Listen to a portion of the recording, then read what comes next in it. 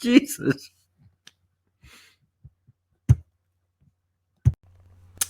All right. Hey, everybody. Welcome back to the channel. This is Rob here, Smirking Gun Reviews, and we're back talking comics. We're trying to get ourselves back into talking comics a bit more on the channel because it is my passion. I'm always never far away from a comic book, being able to touch these hands.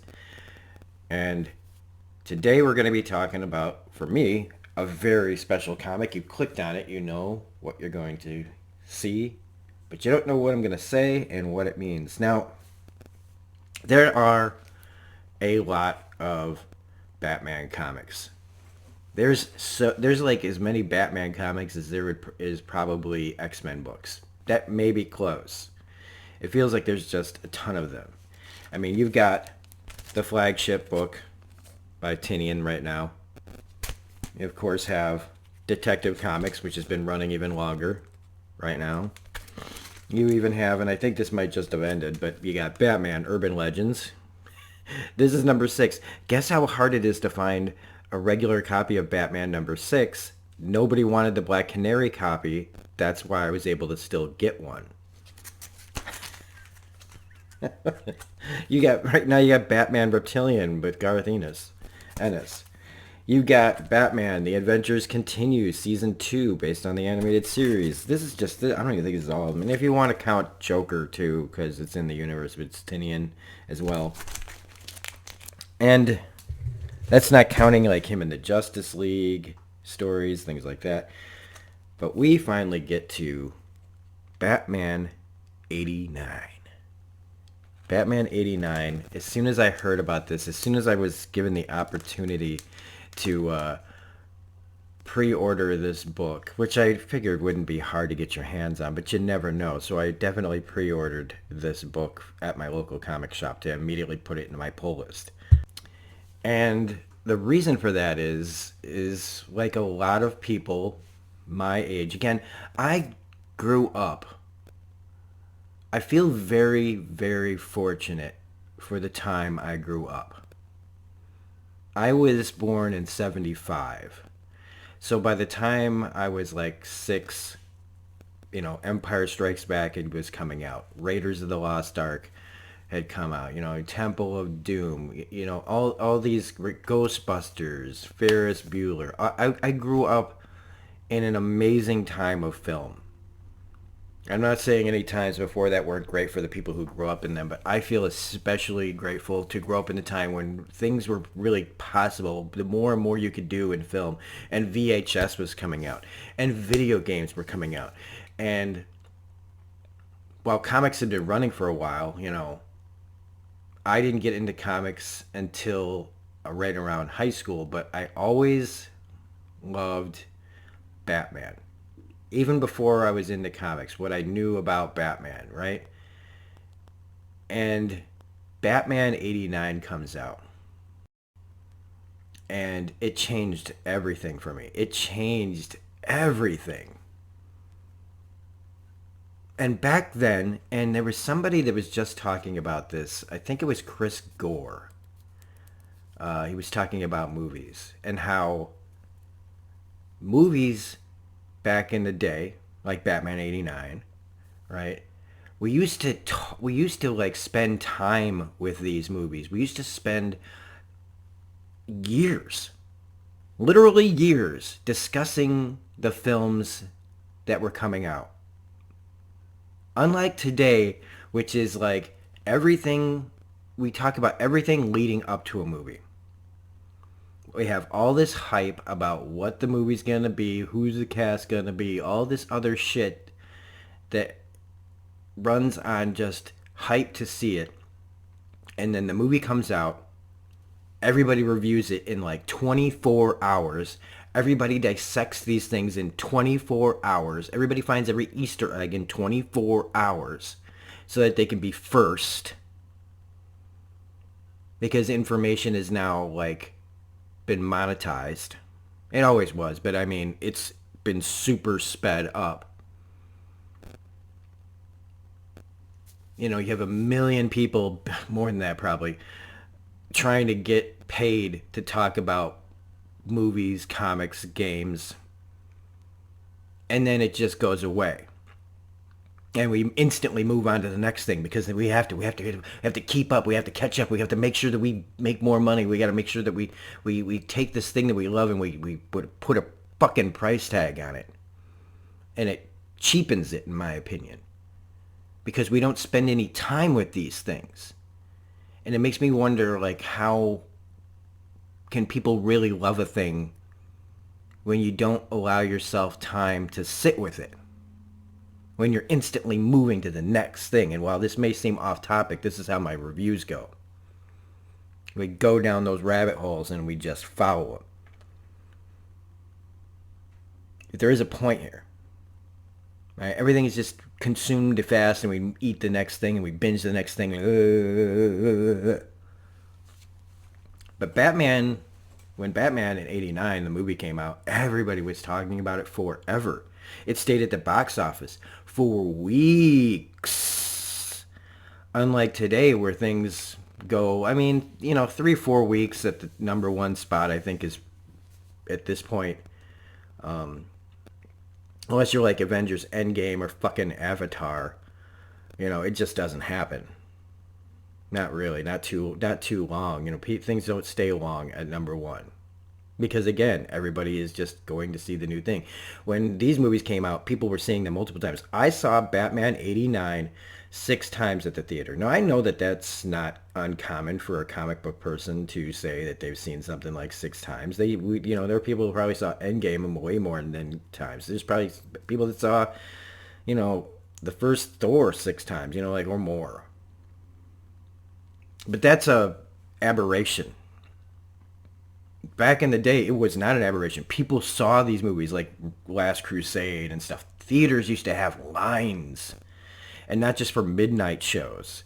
Like I recall going to like midnight shows where there'd be a line because people were desperate to be first to see something early, and so you needed to get there early to make sure you got a fucking seat.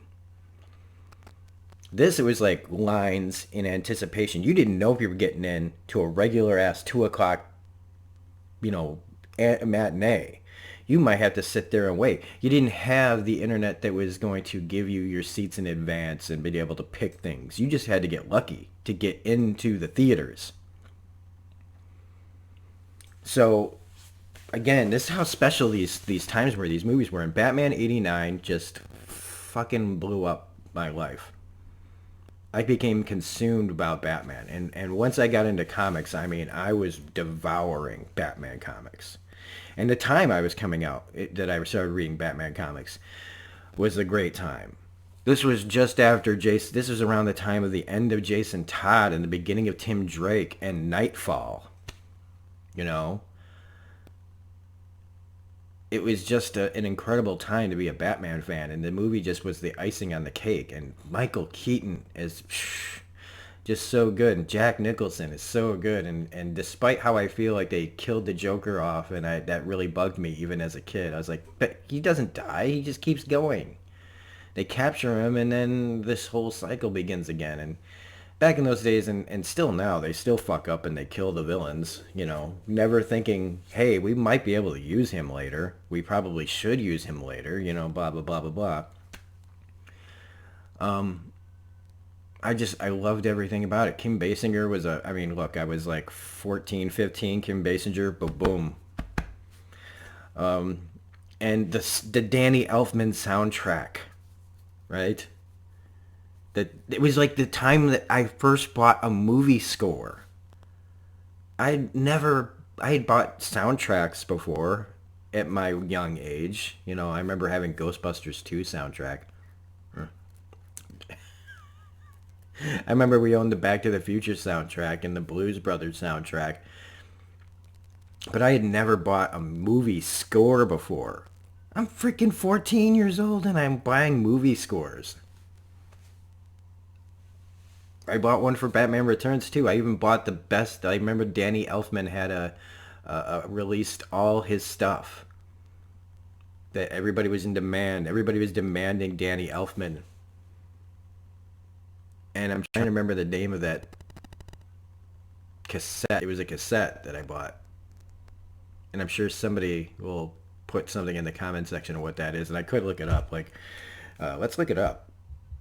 Yeah, it was Music for a Darkened Theater, which had like his Simpsons stuff and Tales from the Crypt and Pee-wee's Big Adventure, all the movies that he'd done. It was just an amazing time, and when the movie came out on VHS, it was literally because movies weren't cheap. They're still not cheap, but like by when you're 14, and you just don't have any real income, right? Because when I first got into comics, didn't have a job, so I wasn't able to buy comics. I had to wait till I got a job, and that wasn't until I was 16. I was reading the comics that the guys had in high school, and they'd let me, read them in study hall. I devour them. And so when I remember my sister and I were given two VHS tapes. One was Batman '89, and one was Who Framed Roger Rabbit. And the Batman VHS cassette became like my pride, my biggest like prized possession. I would always have it in prominence, sitting there on the shelf, just always making sure that the case looked good and wasn't damaged. And you could, and if anybody wonders, because I was a Jehovah's Witness back then, like, how did your family allow this? There were some things that they would let slide, things that they didn't seem like, which is really weird, like almost hypocritical, not even almost hypocritical of them to let me have Batman when they themselves thought that comic books were the devil. But apparently in movie form, Batman was fine. Maybe they figured I needed some outlet, that if they didn't let me, because my mom gave it to me. So maybe they figured if they didn't, they should let me have it because my mom gave it to me. And if it had, any other time, they would have just been like, get that fucking thing out of the house. So over the years, I mean, Batman for a really long time was my absolute top favorite movie. It's definitely fallen off, but I still hold that movie and that feeling of like one of the best moments of my life. Like this, microcosm of a good little moment in my life. Like we tend to think of things as bigger time-wise in our lives when you're young, because time really, you feel like you can live forever, and you really think of it as just this little tiny moment that's so powerful that it feels a lot larger. Now, I've gone on 13 minutes and haven't even talked because it's important. It's important to talk about why this is important to the people who are part of my generation that understand this. And, not to say that there aren't people that grow up now that watch the old one and can fall in love with it. It's definitely dated more than the newer ones. But Batman '89 stands the test of time as far as quality. It is definitely better to me than The Dark Knight Rises.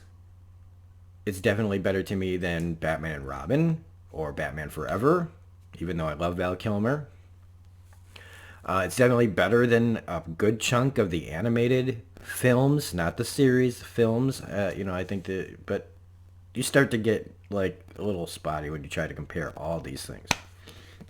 So we get to Batman '89. We're going to finally talk about this. So again, it's very special. This is the specialness of this book to me.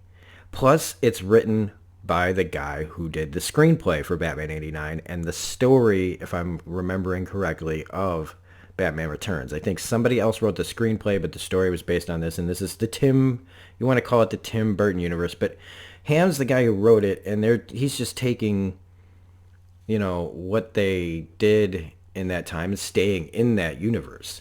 And I gotta say, I really love it because there was a lot of ideas that were going to come out of a next Batman movie if Tim Burton had stayed with the project, if they had decided to go the route that they stay in the route they went in and go less the Joel Schumacher kind of Batman 60s parody, really cheesy and over the top. There's no Batman, where they go with bat nipples and Batman credit cards, and it just made it kind of a big fucking joke. And got away from the seriousness. And that's fine if you like those movies. I mean, they're good in a bad way, I saw them at the time. I liked them, but I was also in my early 20s and I was drinking and smoking a lot of pot. So when this came out, I was a teenager who wasn't doing any of those things. And so there's like there was sober eyes, and I still say that this holds up better than a lot of that stuff. Now, we are going to get into this book, but what I really like, and we are going to spoil some pages and panels and things like that, but this story focuses mainly on kind of like, if you want to compare it to anything modern, it'd be The Dark Knight, because we deal with Harvey Dent. But the difference is that the Harvey Dent that we usually know, right, is a white guy. And in Dark Knight, he's played by Aaron Eckhart, and in the cartoon, he's played by, he's a white guy. And in the Tim Burton world, it was Billy D. Williams, Lando Calrissian himself.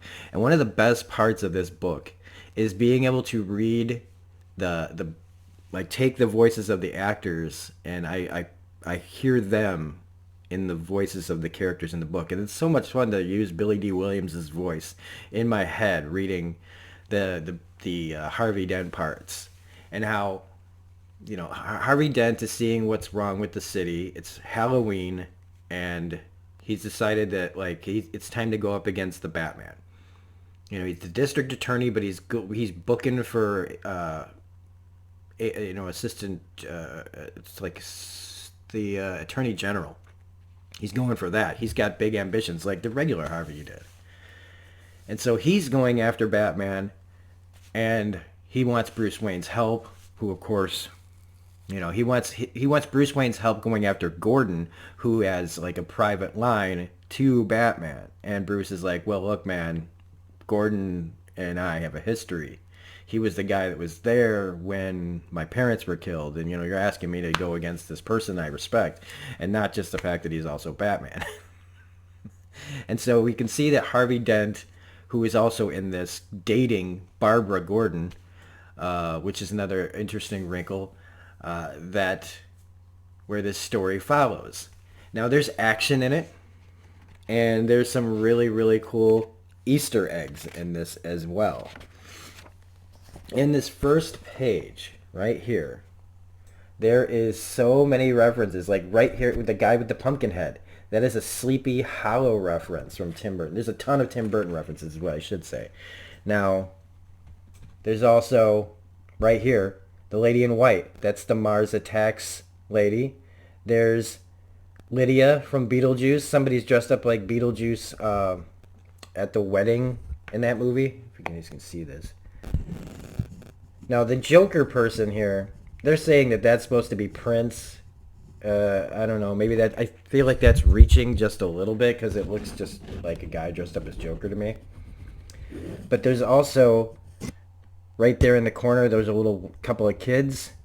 There's that are supposed to be the... let me get this pointed out right.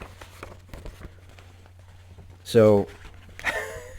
this is what happens when you have low tech and you have no ways to show you guys better.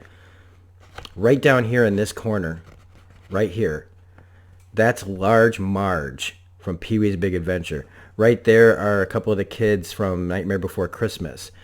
Right here is the Dietzes from Beetlejuice looking over everything. So there's all kinds of stuff like that in here.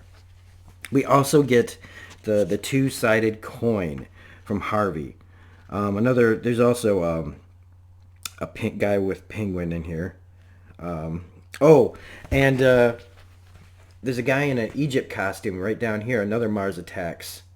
I think that's the football player. It'll come to me. But there's an attack, and they want to start looting, and we get this like again typical like great action sequence with dealing with helicopters and everything. And it's still like when I put myself in that universe, this feels like what they would do in the universe, like have these big kind of over the top, but like I can picture the old map paintings and the backgrounds that they would use for this, and just even the suit that has that big his cape having that big rubbery feel. We also get the penny. Like, where did the penny come from in this? That's in the Batcave, and how he uses the giant penny in out the side of this building as a shield. So there's all sorts of not just like telling a story, but all sorts of love for the history of Batman '89, but Batman in general. And Harvey, in this goes after some guys that steal Barbara's purse. And he actually says, like, heads I kill you, tails I don't. He turns the tables on these guys. It's also cool to see Billy D. Williams, get some action sequences, right? Because I'm going to refer to him as Billy D. Williams. But he doesn't kill him. You just hear some gunshots and you think, oh, dang, maybe he did kill him, but he didn't. And what he sees is Batman drive by and did nothing.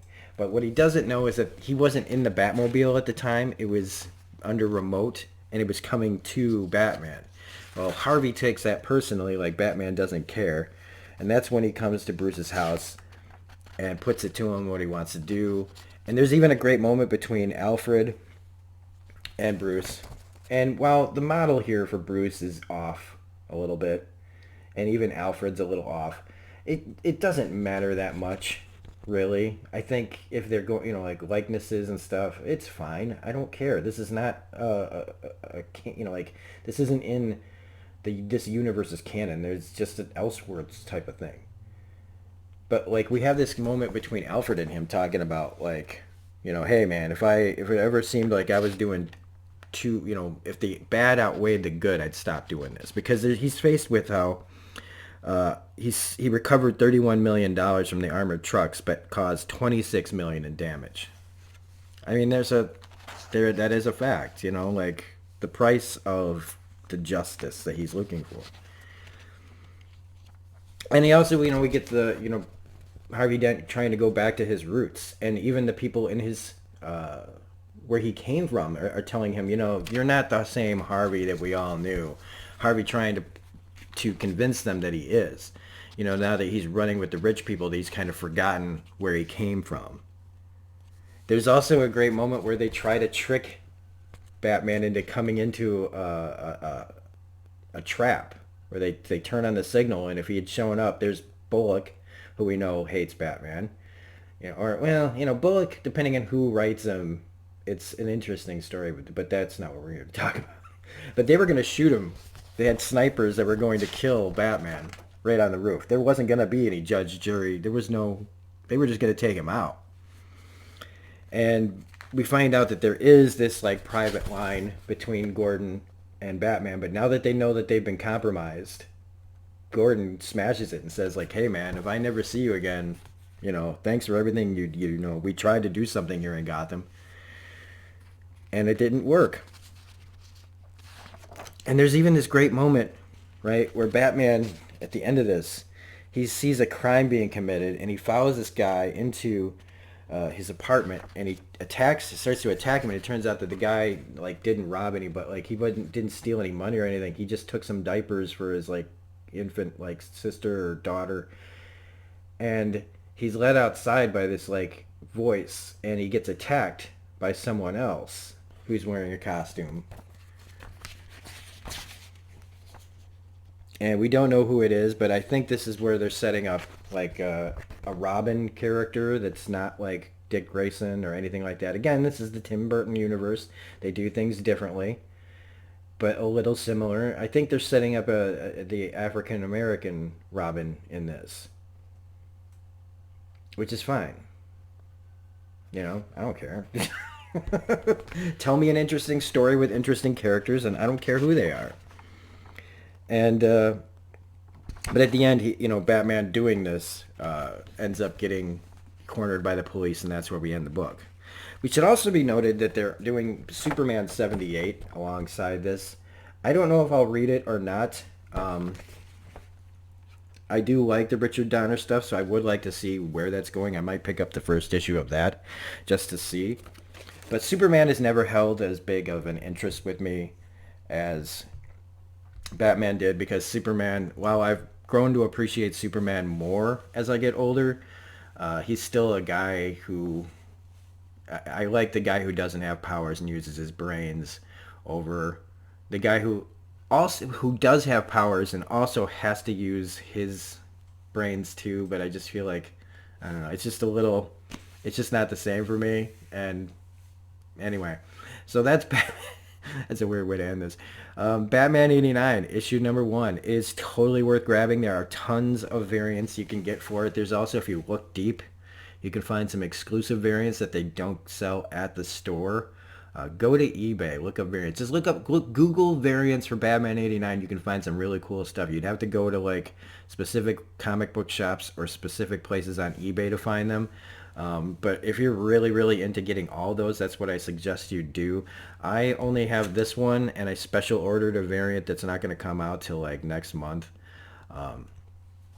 to me. There's probably, I might get the variant that has Billy D on it that kind of looks more like the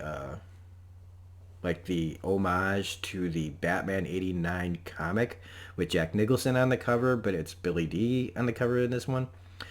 Either way, it's a lot of fun. I really like this.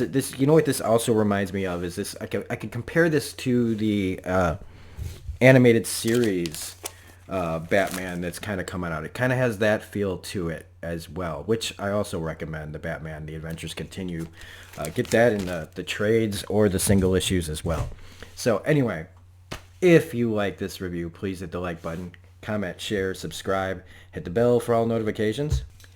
If for some reason you hated everything I just said, well, we can fix that as well. Yes, the neuralizer is now skipping over to not just my film and TV reviews, but to my comic reviews. So if you did like this review, please turn your heads, put on shades. If you have sensitivity to light, hit the floor, grab some floor, everybody, because we're going to change the memories of the last 28 minutes for those of you who didn't like what I had to say.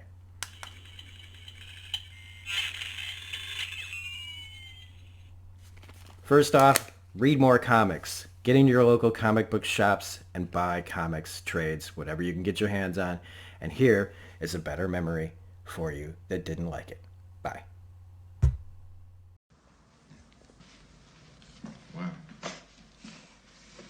Made mistakes. And then he had us. Great shot! Now you want to get nuts!